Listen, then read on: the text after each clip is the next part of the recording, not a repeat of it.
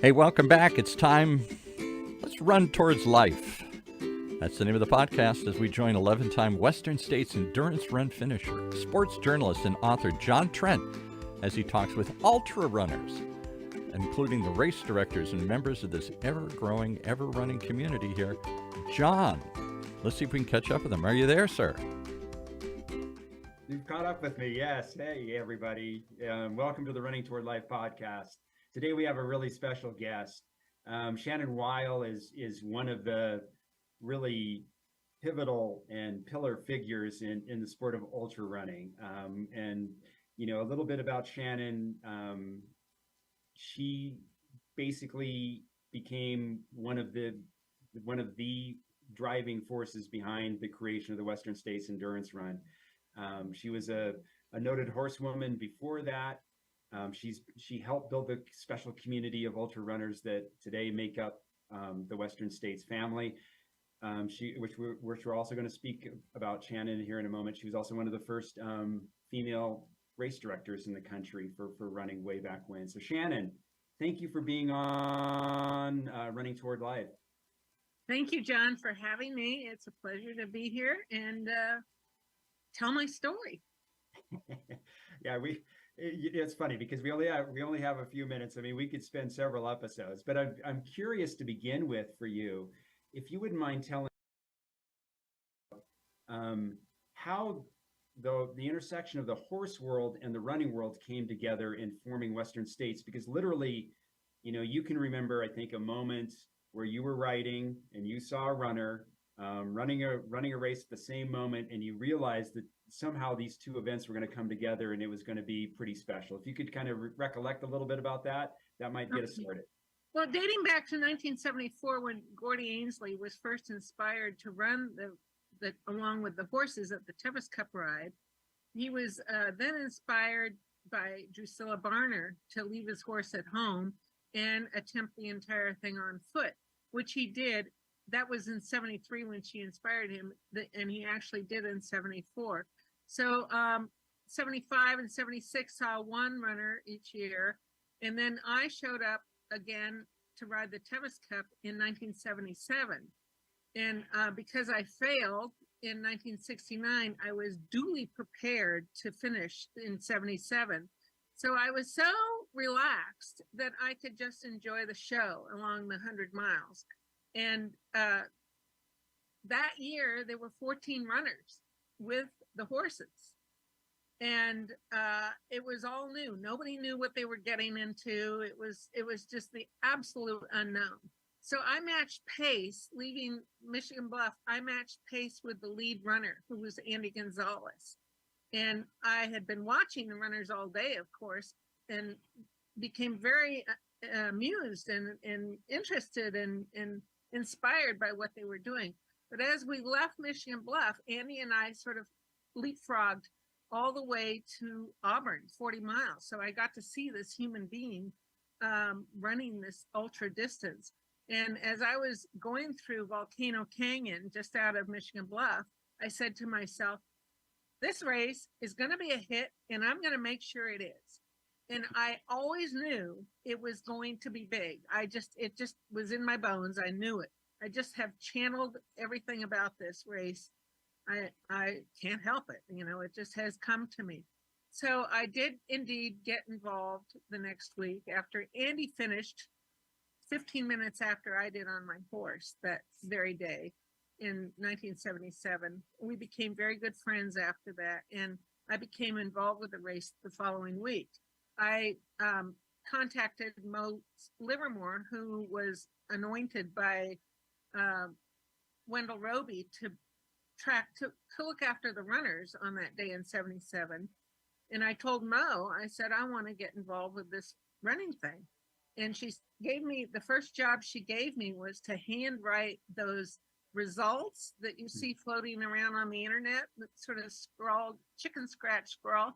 My handwriting was better than hers. She said, so please write these out. So that was my first job with Western States. And then in the fall of 77, we formed a board of directors. And then in 1978, the Western States Endurance Run became its own event a month earlier than the Tevis Cup ride. Yeah, and Shannon, what's so great about the story, and then of course you and Mo became the co-race directors That's that right. next year.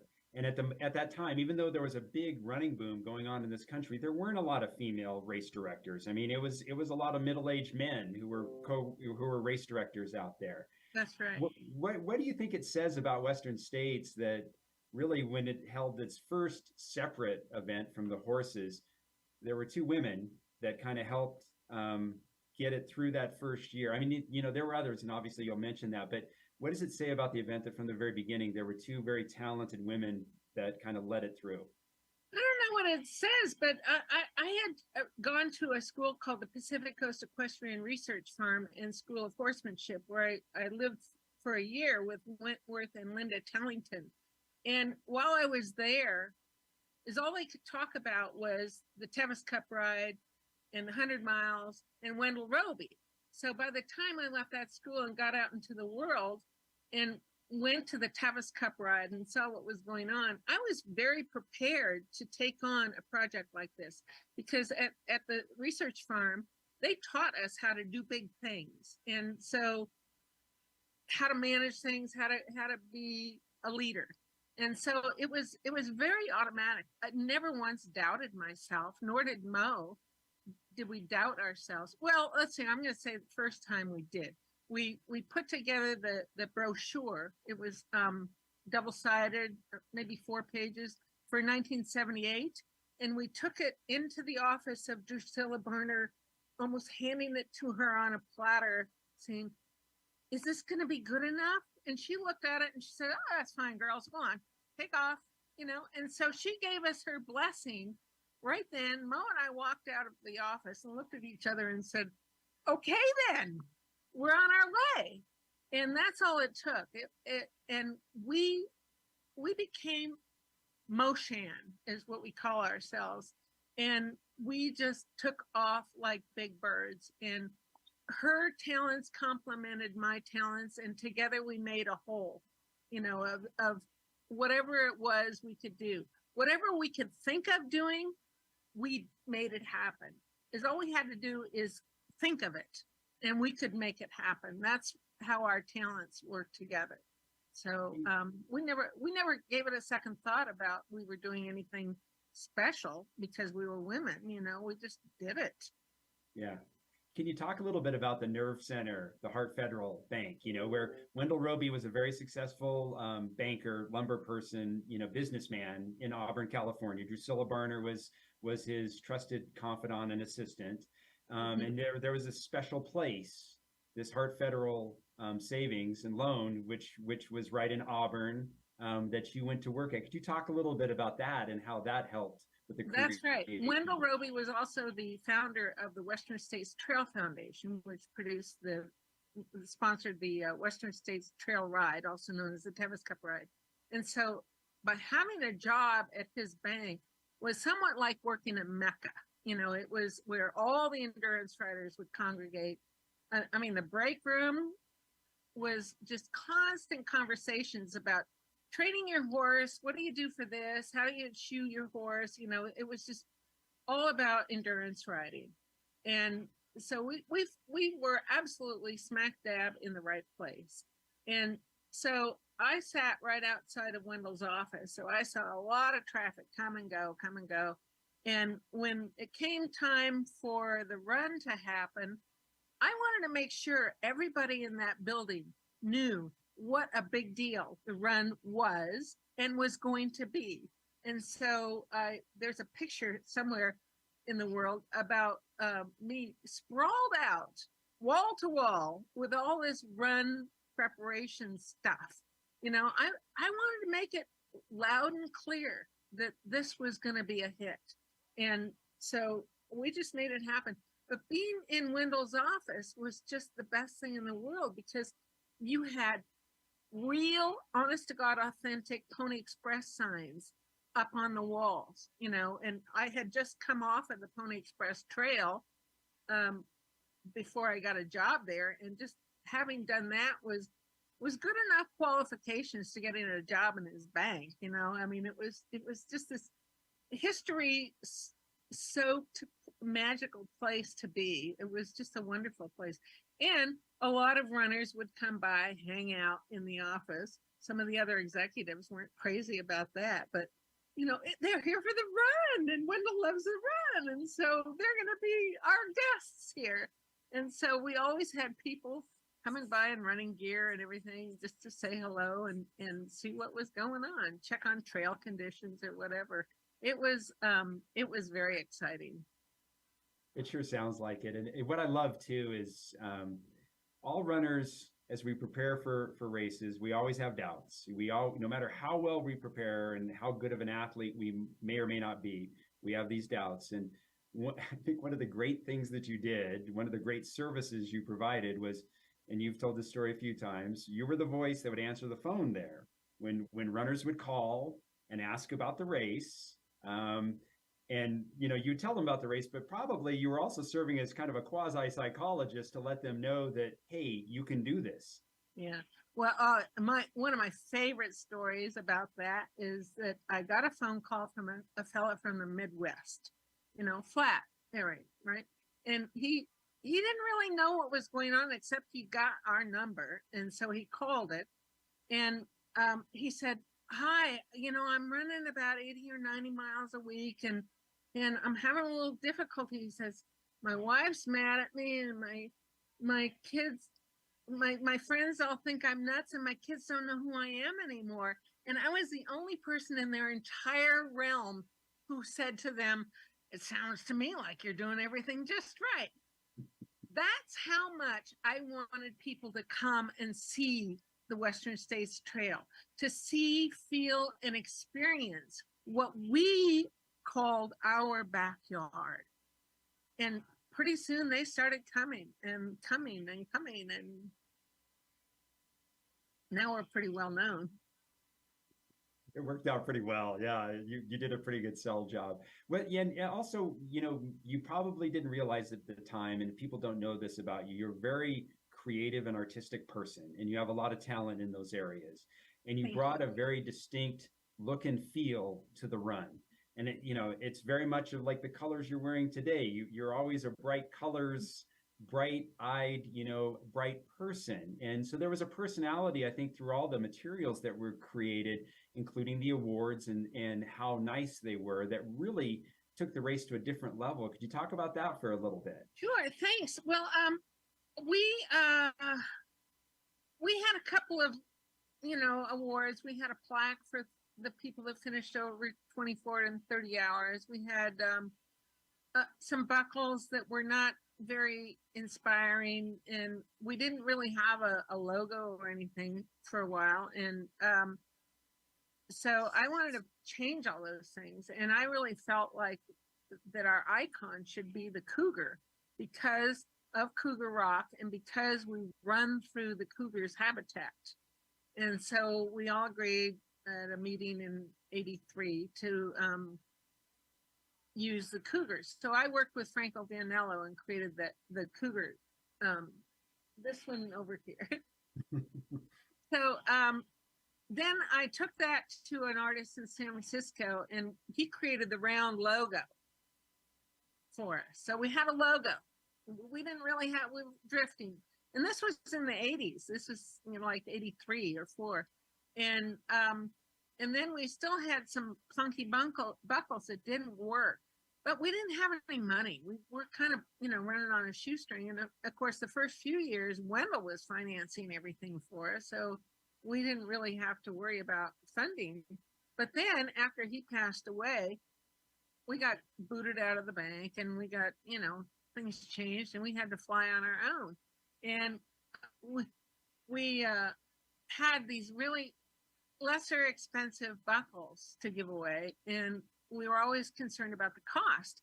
And then in 1990, I just had enough. I mean, like 5 or 6 different buckles, you know, that just didn't cut it for me. In 1990, I put my Tevis Cup buckle on the copy machine, did some cut and pasting, took the cougar and slapped it on there. And I made a copy of that, and I took it to the board meeting, handed it out to everybody. And I said, "This is going to be our buckle. because it had that fabulous shape of the Tevis Cup Ride buckle. And it was made by Howard Stegman at Comstock Silversmith. And I said, we're going to pay the $165 a buckle, and we're going to have sterling silver, and we're going to have the best buckle in the world. And up until that point, our board meetings were an hour-long conversation about the buckle every month. And that was just horrible. It was just nauseating. And so finally, everybody just nodded and said, okay, let's do that. So we took the plunge, spent the money, and we got this buckle that in the year 2000, there was a nationwide survey in Runner's World magazine, the best of running in the US.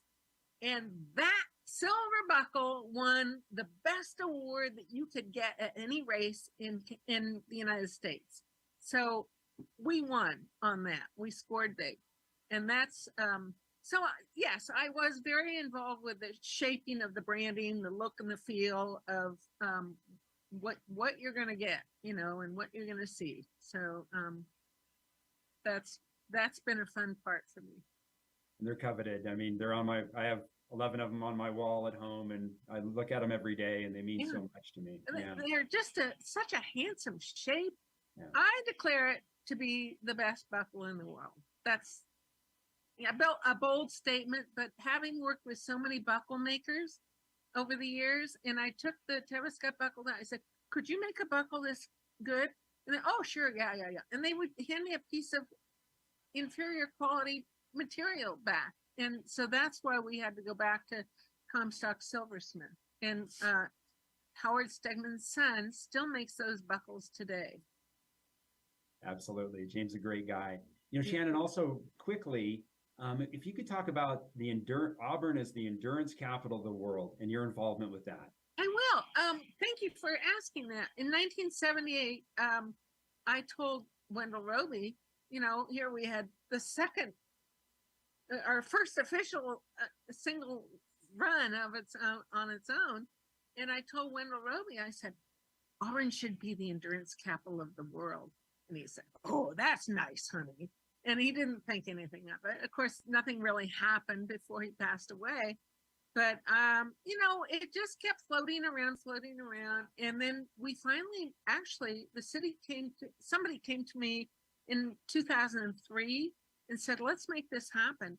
And we did. We went to the city council. We proposed the reasons why it should be, and they agreed to it. And so we have been officially, Auburn has been the endurance capital of the world since. And I'm very proud of that.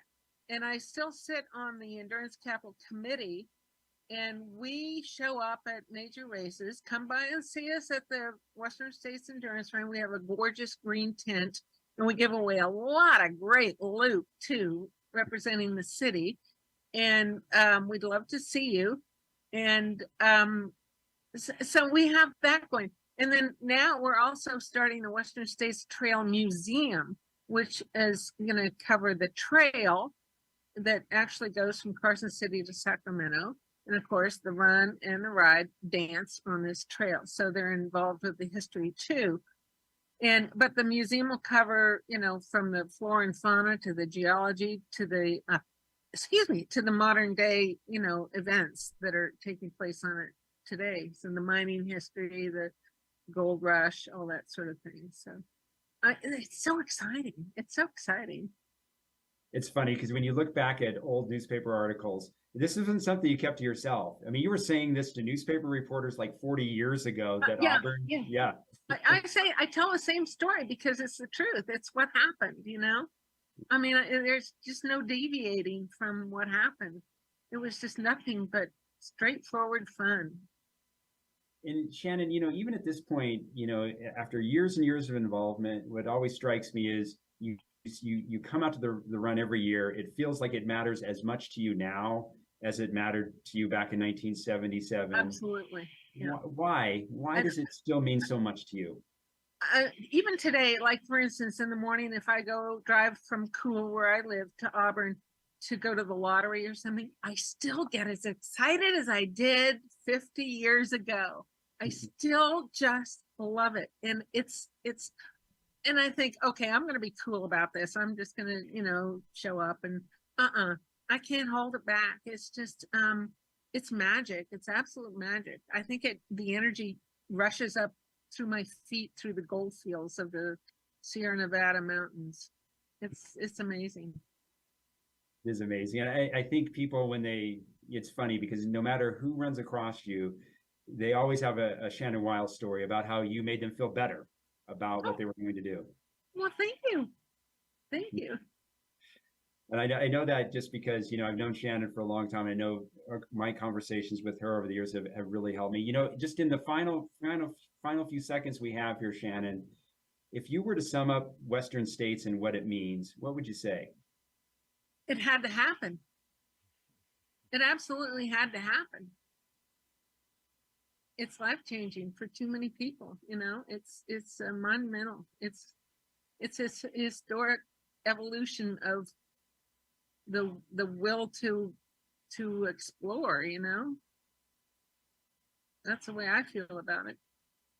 I think that's incredibly well said. Shannon, I can't thank you enough for being here today, but also just thank you for everything you've done throughout your life. I mean, we talk on this podcast a lot about building community and being better people. You're one of the best people I've ever known, and you just give so much, and we just want to thank you for that.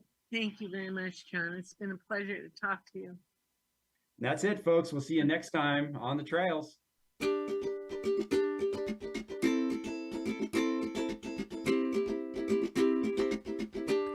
Thanks for joining us on the Running Towards Life podcast.